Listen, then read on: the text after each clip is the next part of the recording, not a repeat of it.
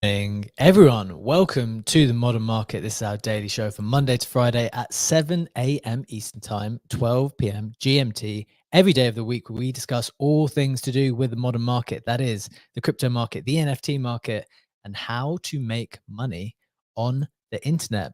I'm your host, Bcheck. I'm joined by my legendary co-host, Legendary. And we're going to get into everything that's been happening in the NFT market over the long weekend, happy weekend. A happy new year to all of you. Great to have you back with us on the show to kick off 2024. The markets are pretty happy about the new year. Legendary, happy new year to you too. How are you doing? Happy New Year. Doing quite excellent. Had a lovely New Year's Eve. Went, the proper degen that I am, went to the casino, did a bit of What? gambling, did a bit of roulette, a bit of slots. But it's What? weird if you go to the casino and you play the slots and you know that you're not farming an airdrop. You're not farming the shuffle airdrop by doing that. There's You're no just gambling. incentive. There's no financial incentive to gamble other than, well, wanting to win money. But that's weird to do things without a potential airdrop. You do realize that basically all of life is like that. It's not just like, you go to the cinema, no airdrop. You go to play some sport, no airdrop. What are you going to do now that you've made that realization? I'm shocked. I mean, you can see in my face. It's I'm utterly shocked. We've gotten used to being incentivized for everything in this space. Like it's ridiculous. With things like the grass extension being incentivized to just surf the internet, which is something we're doing all day either way. And I know it's not for surfing the internet; it's for providing bandwidth to them, etc., etc. But it's quite ridiculous the extent of incentives we are providing, because the base expectation is nobody does shit without having a financial incentive in crypto. Yeah. Which is a weird starting point. Yeah, I think two things to do with that. One, I mean, maybe on some level, that's kind of true in general as well. Like, I'm kind of learning, put crypto aside, even when it comes to the media business, it's very hard to move people unless you can align yourselves financially. So I do think that is super important. And I think that's kind of that might be one of the truths that have existed anyway. But the second thing I was thinking is, I think what we're seeing at the moment is like the real professionalization of airdrop farmers. Like, I know that it's been around for a while, and I know people have done very, very well for them from various airdrops for a couple of years. But there's a couple of accounts in particular who are doing such an amazing job of detailing what they're doing in terms of airdrops and in terms of, like, mapping their blockchain journey so that other people can try to understand how to get access to these airdrops. And I'm wondering, like, I just don't think you can put this genie back in the bottle. Like, I don't think we're going to go moving forward into a world where we stop incentivizing people to use their products. Like, how could that even be possible in 2024 for a on-chain protocol to not incentivize you in some way? Like, we're seeing a complete explosion on Solana right now, with the Solana price being high, with attention being on that chain, and everyone seems to want to launch their token and incentivize users in the next few months. We're hearing a lot about, I don't know, Q1 or first half of 2024 tokens. I saw Sharkify announce a token in the last, like, 24 hours. That's the NFT lending protocol on Solana, which I wasn't actually familiar with, but it just came across my radar. It's just, I think this is going to be like a profession. This could be your job. Don't you think? What do you think? Of course it can be, and it now more so than ever. And I think not only is it more professionalized, as you said, it's also more predictable, because the beauty of our space is that history rhymes, and we've seen airdrop season on ETH, we've seen DeFi summer on ETH, we've seen DeFi summer coming to Polygon first, because Polygon was one of the first L2s. Now we kind of see the same patterns repeating with airdrops on Solana. and you don't need to chase all those latest hypes and trends. You just need to look historically what happened, and you can assume that a lot of the things that historically have happened will be repeated in a similar form on the chain or on the layer 2 solution, L1, whatever it is, where the current intention is.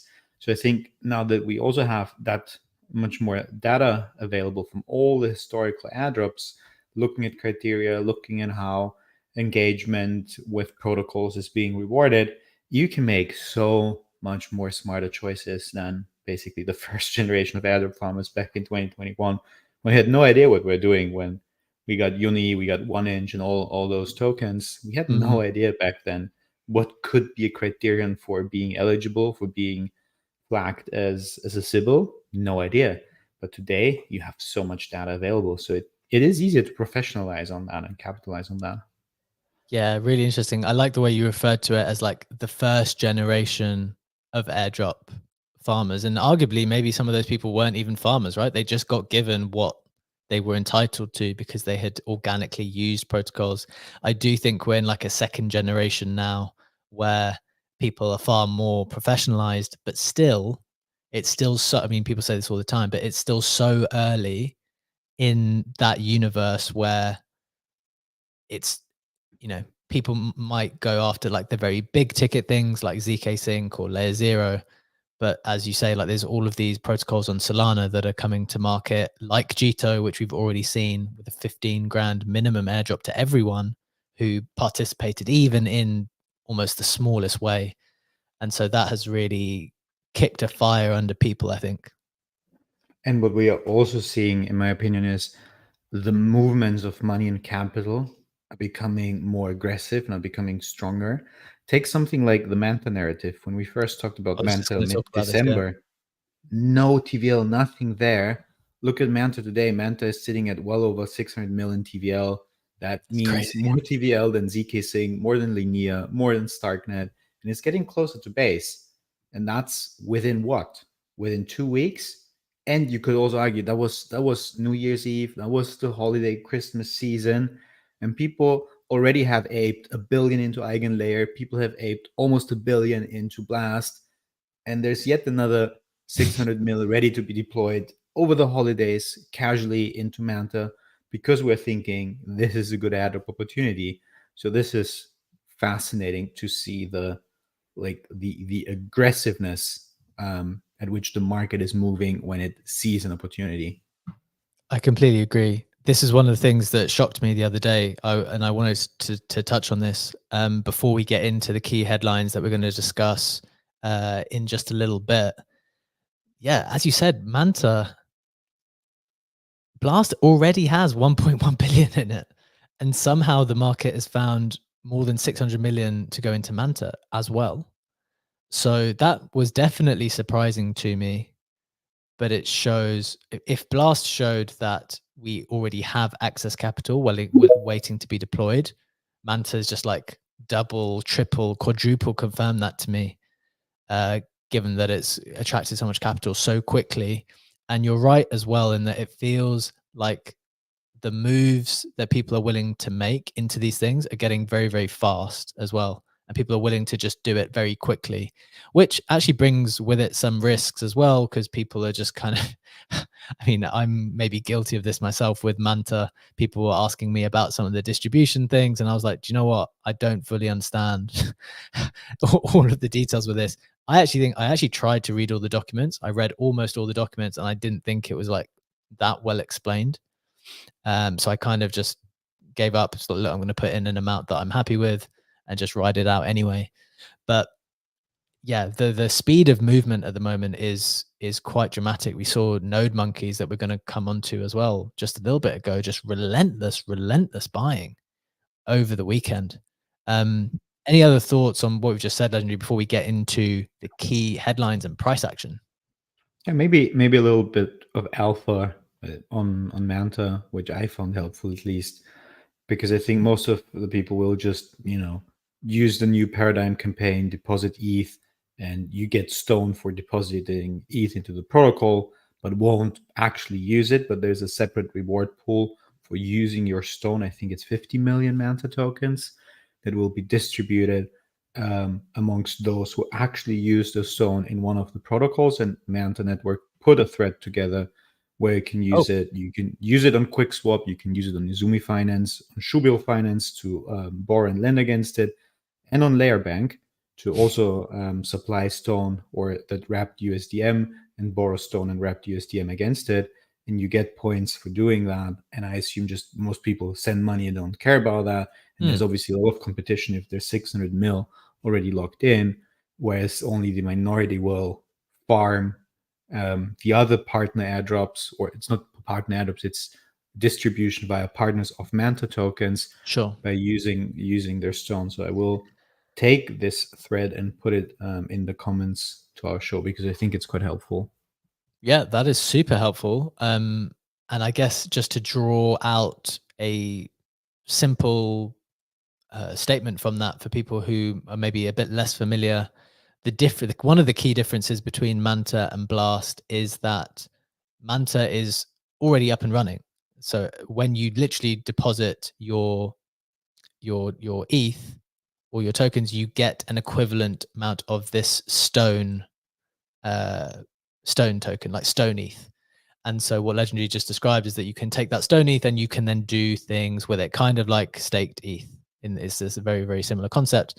So that's super interesting. Nice bit of alpha there from Legendary. Maybe you can use that in one of the protocols.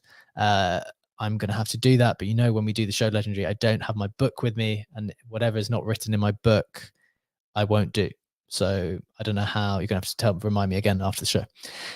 Funky, your hand is raised. We'd love to hear your thoughts on this kind of Manta opportunity, or just anything that we've been touching on at the moment, and how the market just seems to really be on fire at the moment.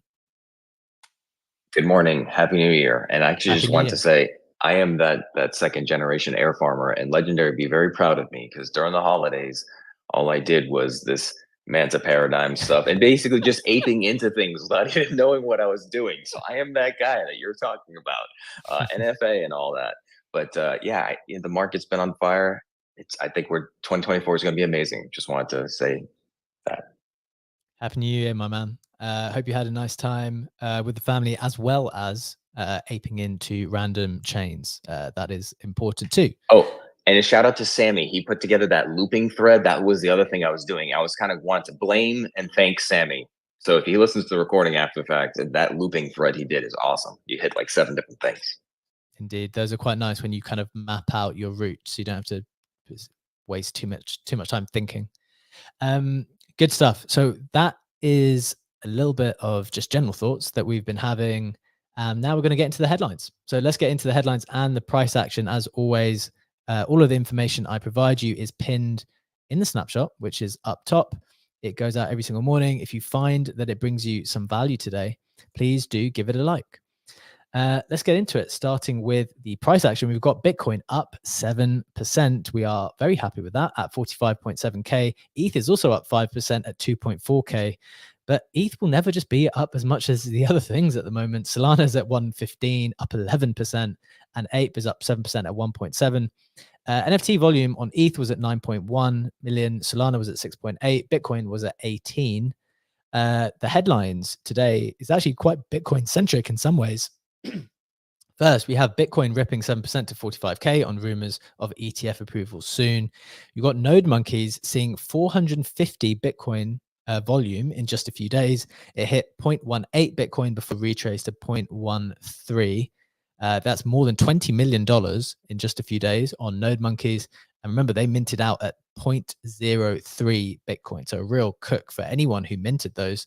And finally, Mickey Mouse Steamboat Willie NFT goes from $2 to almost 1,000, I believe. And now it's back down to around $200. Went as high as 0.4 ETH.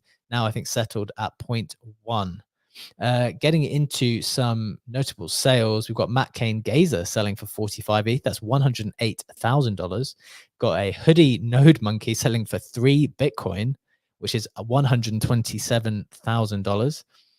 And in terms of the floor prices, we've got CryptoPunks at 55 ETH. That's down 5%. Bored Apes at 26.3. Mutants at 5. DeGods at 3.1. Captains at 4.1.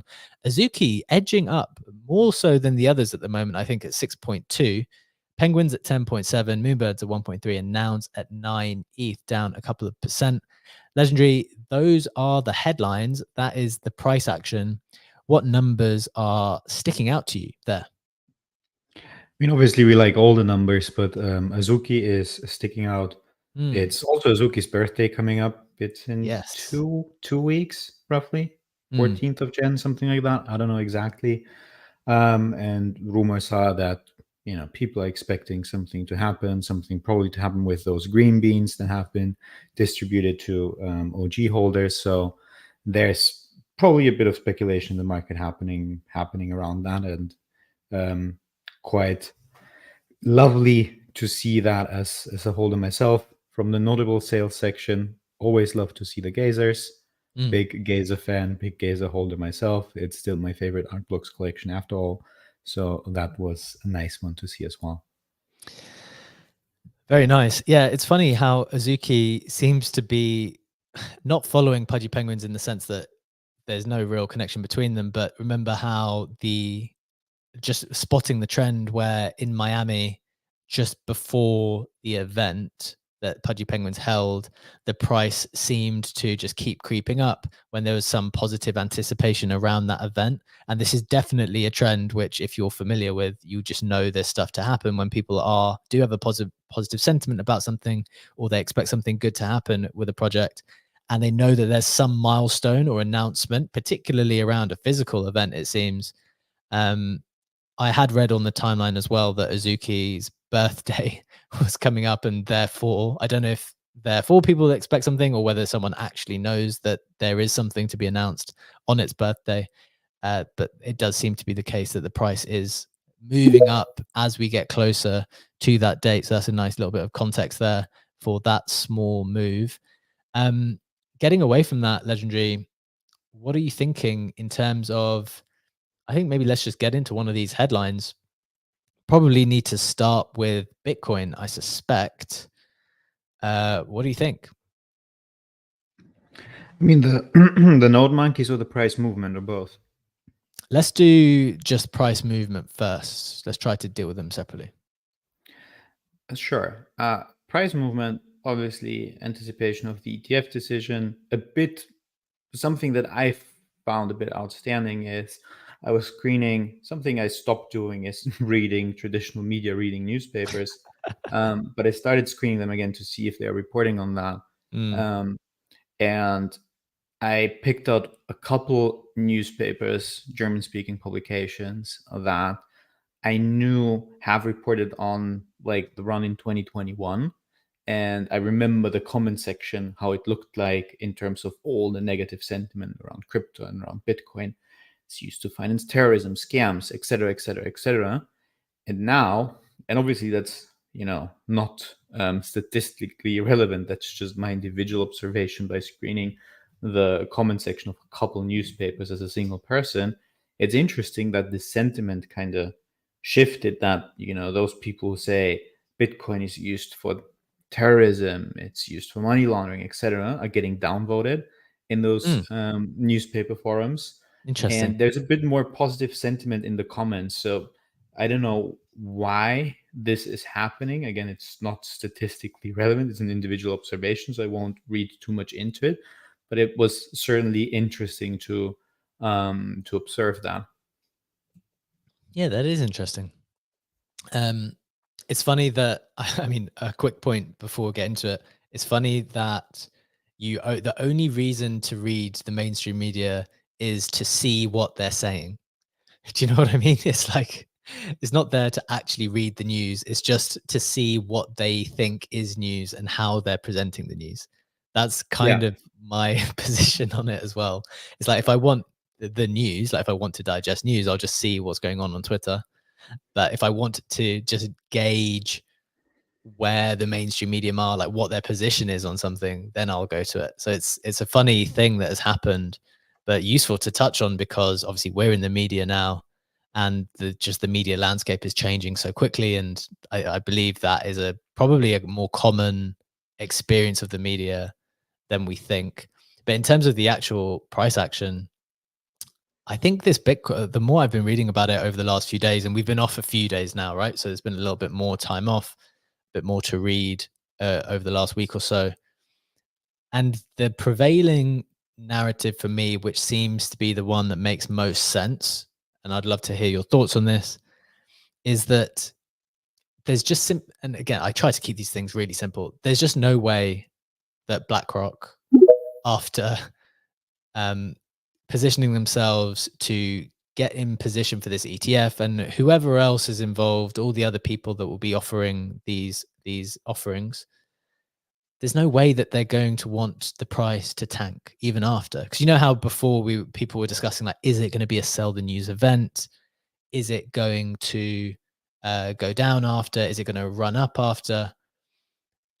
And as much as I am trying to debate it, not trying to mid curve it, which often does lead you to mid curving it, the more you think about it, it's I just can't think that such a historic moment for something as important as this asset for the future of all of the people who are going to be providing the ETFs.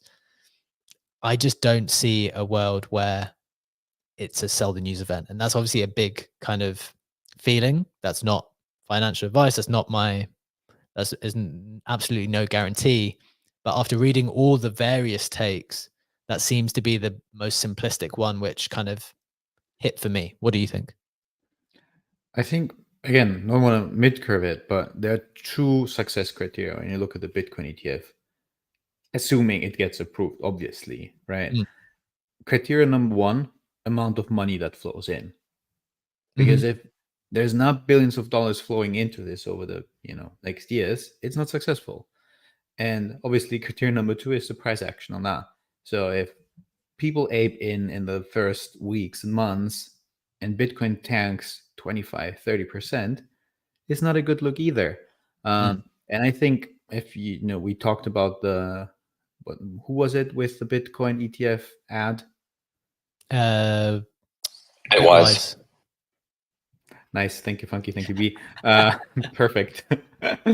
That's a good ad, but the even better ad is like good price action for Bitcoin. The best advertising BlackRock and all the others can get is price going up, numbers going up, and everyone reporting on that. So obviously it's not financial advice, and obviously it could still go down. And especially, but I see the bigger risk that that not enough money is flowing in, and hence it's not seen as a success. And as a result of that, the price will correct. But again, I think it's not your typical sell the news event necessarily. Might be in the short term, because there might be a couple of people still trying to sell the news, but certainly not in the mid or in the long run. You also pointed it out in the snapshot with that one comment by Chainlink God, who said that all those ETF providers don't necessarily have directional exposure themselves to Bitcoin, but they have a very high incentive in a successful ETF, because they if Bitcoin does a 10x on the price, so does their management fee, right? They profit from a higher Bitcoin price, and obviously also from the TVL by making more management fees on that. So they do have all the incentives in the world to make sure this is at least an attractive looking investment. Yeah, I like the fact you're just picking up on incentives, and I know that's kind of what I touched on as well. But the more you think about it, and we spoke about it in terms of media earlier as well, incentives just drive everything. And I can't see a universe at the moment where these incentives are designed to require that the price go down anymore.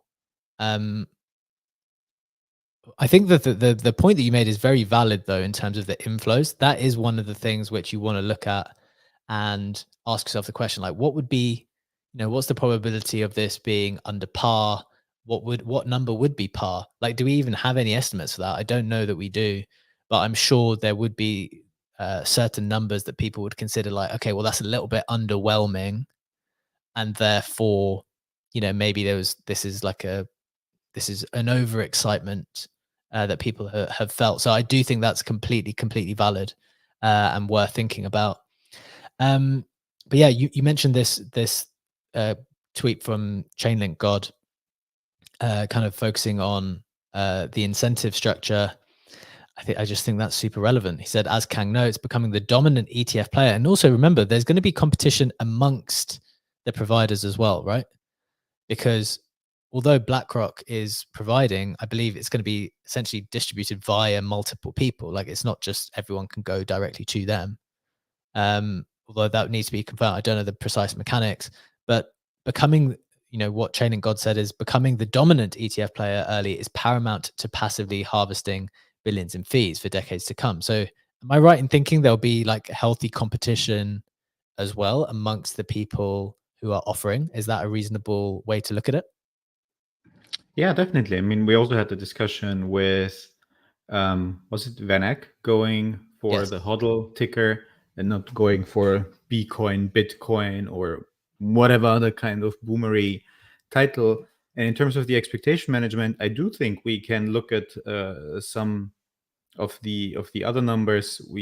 Because in Europe we do have, right, spot ETFs on Bitcoin already.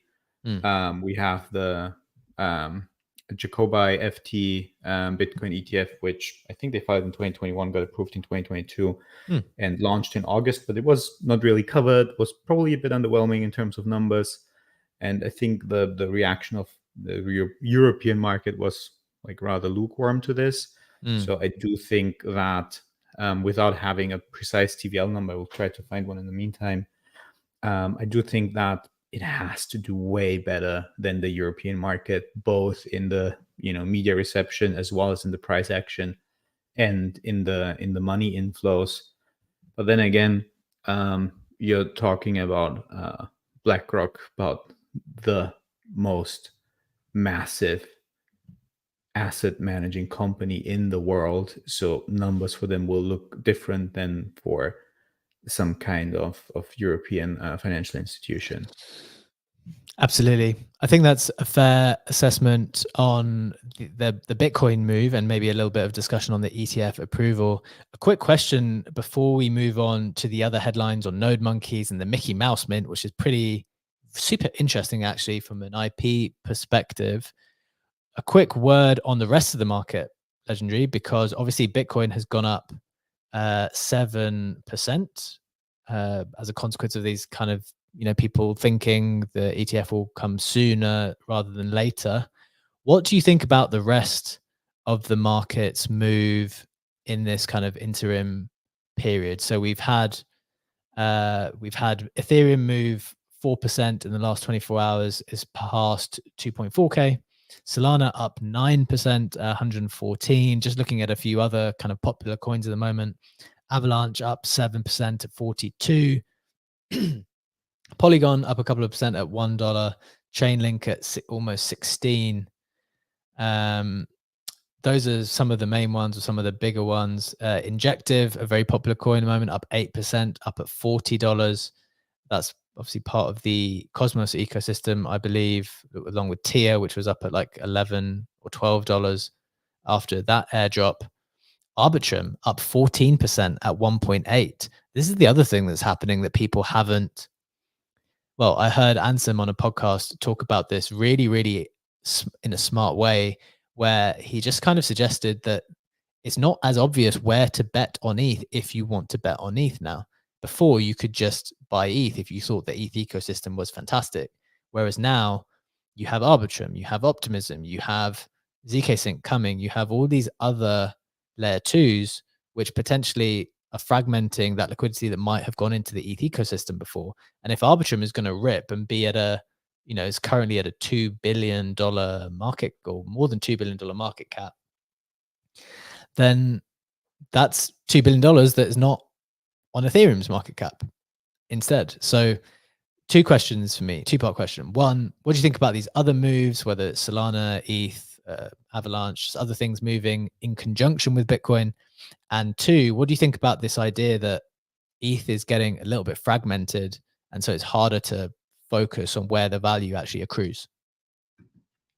Yeah, no, that's a very good point. But going to the first question first, I think it's interesting to not only see the layer 2 solution moving, layer 2 solutions moving, but also see things like Aptos being up 10%, things like Say being up another 22% on the day. And now on the capital fragmentation, yes, Arbitrum is up 17%, as you said.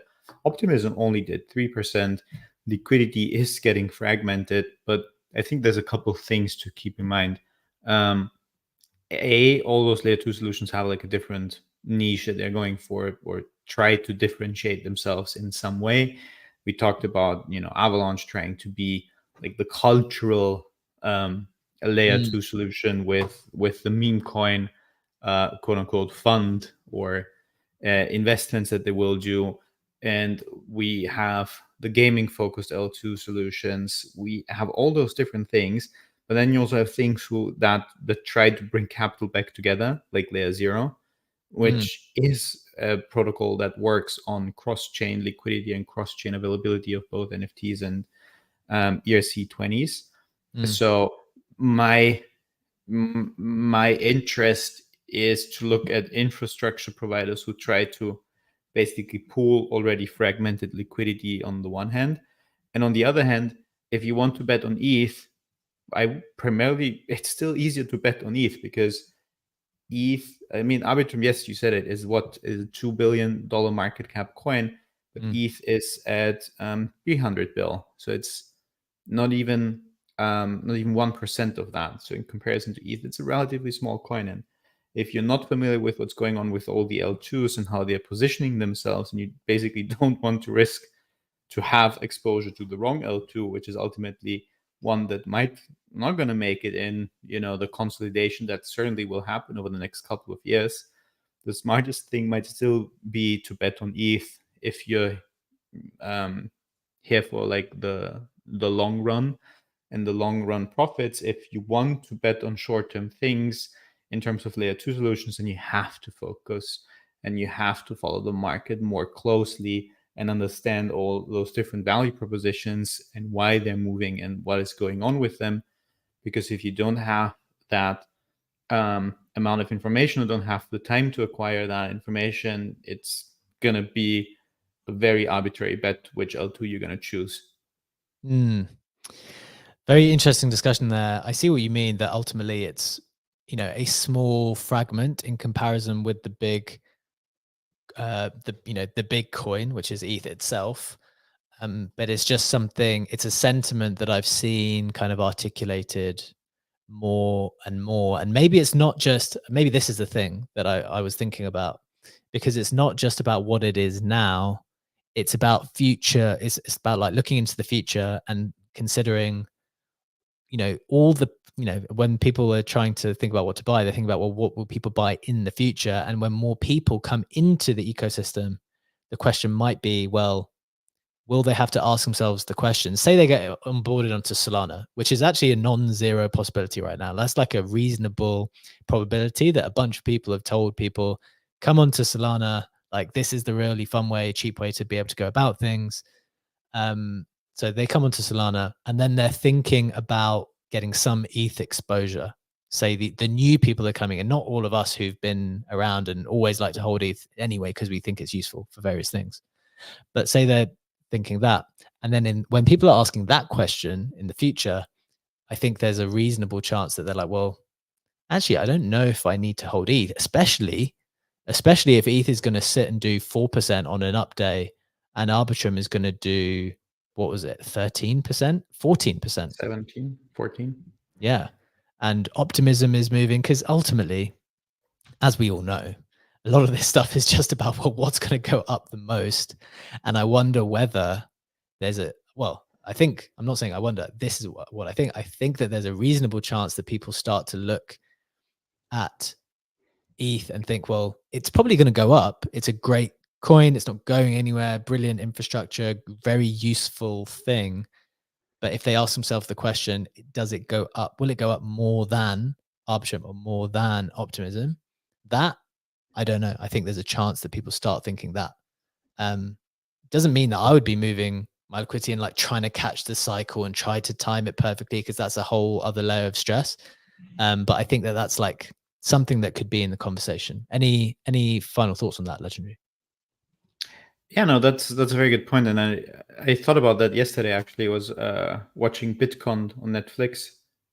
What's that? Released. It's a documentary that released yesterday about the 2017 Nice. Centra Tech scam.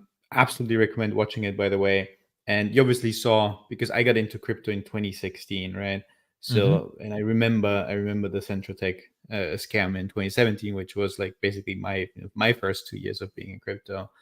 And you had so many old charts and coins that they showed in that show. And yes, Bitcoin has outperformed ETH historically. Bitcoin was at, I don't know, 3.5 to 4K. ETH was sitting at 300. So ETH is up arguably 8x, and Bitcoin is up at 11x from 2017, from that point when they showed the things in the documentary. But all the other coins that you've seen in that show, when they scroll to like the equivalent of CoinMarketCap, etc., they simply are not around any longer. So this is what I'm saying. Like, short-term profit chasing, sure, go for the L2, go for alternative layer ones.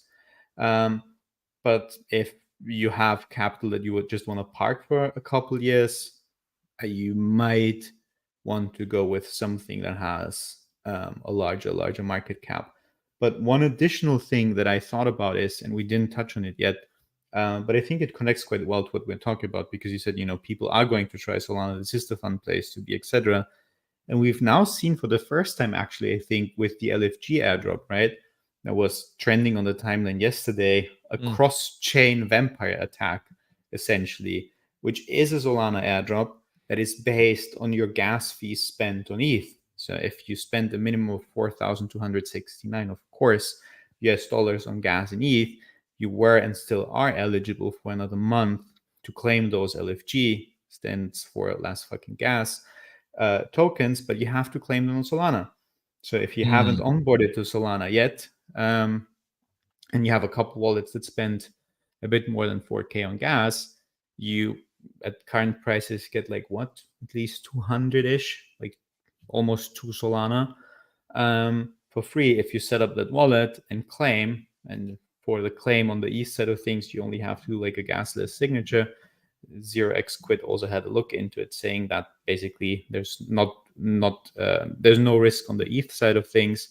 So you now have like a cross-chain vampire attack to onboard people to Solana, which is a very cool concept if you think about it. Very cool. Very cool that people are getting innovative in that way. Obviously, it's quite common for a vampire attack of one particular type of protocol to vampire attack the exact type of protocol that you are trying to attack. So when when LooksRare did their drop, it was like, okay, well, which is an NFT marketplace, all of OpenSea traders will get this amount of airdrop. Whereas this is a pretty fun one to get people moving over. So that's super interesting to see that. And I think you could see more of those types of things. But as you say, really good stuff on Solana. Let's move on to NodeMonkeys. NodeMonkeys minted. I'm going to share the screen as well for the people on YouTube. If you are not familiar, NodeMonkeys went out. Did you see Steve's comments, Legendary, in on the tweet? Having a look right now. It's a good one. Oh, but he replied to one of my tweets. I'm going to share that screen as well in a second. Oh, gotcha. So NodeMonkeys have done 451 Bitcoin, 20 million, which is more than 20 million volume since their inception last week, after a rapid rise over New Year to as high as 0.18 Bitcoin. The retrace has been accelerated by the 7% rip on Bitcoin in the last 24 hours. So it seems to be sitting just under 0.14 Bitcoin at the moment. These minted at 0.03 BTC like a week ago. What on earth is going on? It just shows, doesn't it, that the market is just alive with opportunities. And 9 times out of 10, you will not see the opportunity right in front of you when it's available to you. What do you think about this? Are you interested in them? I kind of want to touch on like, are we interested in them? I actually picked one up, not at mint, a little bit after, but intrigued as to what you think about this collection. I loved how you phrased it, not seeing the opportunity in front of you, and you also had Whale commenting on that post of yours, saying that he will mute the word Node Monkey because Whale shared his DMs from the 22nd of November 2023. A DM by Node Monkey saying, "Send nodes, but most importantly, send your wallet or live with a lifetime of regret." And Whale didn't see the DM. So I did the very, very same and checked my DMs. And I was very happy that I didn't get a DM by Node Monkeys myself. Oh no, look at that. Narrator, and he did regret it. Node Monkeys had reached out to Whale on the 22nd of November. Send nodes, but importantly, send your wallet or live with a lifetime of regret. There we go. Exactly. And I'm happy I didn't get the DM. But definitely interested in seeing the price action. What I found really interesting is that also Bitcoin follows the same principle of if Bitcoin price is ripping and a 7% move is a very significant one for Bitcoin, obviously being the dominant cryptocurrency, that people are shifting the liquidity out of JPEGs and want to have exposure to quote unquote the main thing. So that dump with the increasing price of Bitcoin was interesting to see because it confirms that it follows the same principles as ETH, as Solana, and all the other JPEG featuring blockchains. Yeah, absolutely. So those principles are still definitely true.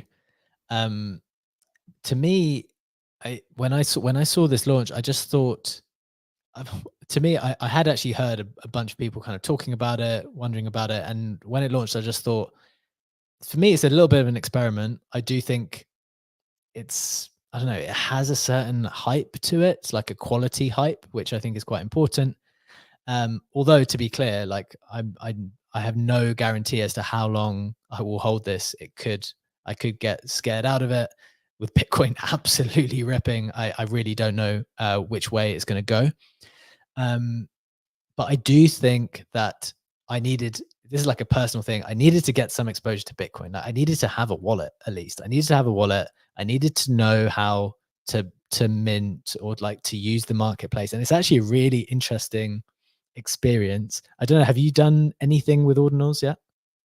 Yeah, actually, it was during the holidays. So I got into Ordinals pretty early before we had all those Ordinal wallets.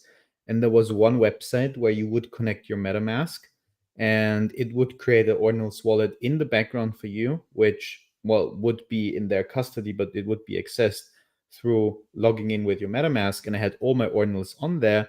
And I have forgotten the name of the website. So I spent some time on the weekend to research it. And then I realized it doesn't exist anymore. Oh, but no. there was a GitHub explaining of how you basically can access the wallet and import the private key, I think it was, or some kind of hash. I don't know the exact terminology that was used, but it wasn't as simple as copy pasting a private key. It was a bit more work to be done. And then I was very happy to see that all my Ordinals that I've bought are still there, and actually sold a couple of them over the weekend. Nice. And yeah, it adds up. Like if you sell something for 0.03 BTC, it doesn't sound like a lot, but it adds up. Obviously, it does. So yes, I've been dabbling into Ordinals. I've been doing so for quite a while, but certainly not as actively as on ETH. But I don't have a Node Monkey. Okay, so that's funny. My two key learnings, and this is we're gonna do the Web3 roundup to get you up to speed with what else has been going on in the space in the last 24 hours as well in just a moment. Then we'll touch on our final headline. But my two key learnings from like finally getting on to the Bitcoin NFT ecosystem is, number one, as you just kind of touched on, things are just so expensive in a way, not as in they are so expensive, but they can be so expensive without you realizing. And 0.03 Bitcoin or 0.1 Bitcoin is just a lot of cash, like straight away off the bat, without you really feeling it because of the damn small number theory, which for some reason our stupid brains just can't seem to process, that just because it's 0.4 doesn't mean that that's a lot of money. Whereas if something's 200 Solana, I genuinely sold my Solana NFTs because like, I think this is too many. Like, I think Solana's going to go up, and I think Solana, like, there's just too many Solana. It's like 100 Solana. That's just too much. Whereas if it's 0.3, you're like, yeah, it's okay. That'll be fine. That'll be fine in Bitcoin. So I think that's one of the factors. The second thing, on a more technical level, which if people want to get familiar with it, they really must understand, is that when you mint, when you're buying off the secondary, and I did it on Magic Eden, there might be some other ones, is that it's unbelievably slow and really, really painful to like, well, it's actually quite exciting to figure, because it just doesn't happen quickly. It wasn't, I think that there is a way to resubmit and try to speed up the transaction, but I didn't know how to do that. And it was like, you can see like 10 node monkeys at the same time, all with a pending sign. And you just don't know when it's going to come. So one of mine took like 10 minutes. The other one, I was waiting for like 40 minutes. And then I just had to go to bed because I was like, I don't know if this is coming. Is it turning up? Is it not going to turn up? I don't know. And that one didn't actually go through, although I was under the impression that it was going to go through. So it's definitely one of those processes where, like, if you are new to it, and if there is something that you want to get on Bitcoin and you're unfamiliar, I suspect you really need to be prepared, be there early, try to do some research, figure out what's going on beforehand, because that was not a smooth process. Any thoughts on those two key learnings, Legendary? And I see Kusho with his hand raised. I know he's been dabbling on the Bitcoin side, so I'm sure he's got some insight there. Yeah, very, very much agree with you. It's definitely not a smooth process, but also with that being said, it got so much easier now that we have proper wallets and marketplaces for that. Back then, we were looking at spreadsheets and on Google Drive, and this is how ordinals were traded in the pre-marketplace eras over Discord DMs and spreadsheets. So it moved quite fast within, bit less than a year. I think that was February last year. So yeah, within 11 months, quite a lot happened on the infrastructure side. Yeah, very interesting. I agree, but maybe on some level, the spreadsheet is quicker once you get your entry, and then at least you own it. But this was a funny, just a funny, difficult process, one to be aware of for sure. Kusho, welcome to the stage with us. Happy New Year, my man. What's your thought on the node monkeys and this kind of Bitcoin ordinal process? GM, Happy New Year, my guys. Node monkeys have been an insane mint. For a second, everybody thought that the fold was going to get to them, but apparently that didn't work out because it's been crazy. I mean, I didn't expect this much, this much activity on the node monkey side of things, because they've had a couple of issues over the past few weeks. Their Discord got hacked. The whole speculation about who's actually behind the project. There was some arguments and debates about their mint process and how that would go about. Because I think they used a Dutch auction, and they initially were going to do a free mint, and then they changed to something else before landing on the Dutch auction. So that whole thing was like, yo, is this going to mint out? Is this going to go well? And then it went crazy, like it went ballistic. And surprisingly, it's like, okay, it's one of these like super hyped mints in Bitcoin space, because it's very comparable to OCM. That's On-Chain Monkeys. Very comparable, because the amount of transactions that have come as a result of it are crazy. And I feel like with Bitcoin, the more hyped a mint is, the much more difficult and more technical it is to get a particular piece of that collection. The other time I saw this with Nakamoto Archives, which was created by the degenerative artist FIFO, and that was also a very hyped mint, and that also gave a lot of people a hassle, because it was like, yo, everybody's trying to snag one off of Magic Eden, and unlike ETH, where you can like mint directly from a contract, there's not really much of a contract here. You really have to do a regular transaction, meaning you have to go through the whole mempool process. You need to allocate specific amount of sats in order to speed up your transaction. So speeding up your transaction is a bit complicated on Bitcoin as opposed to Ethereum.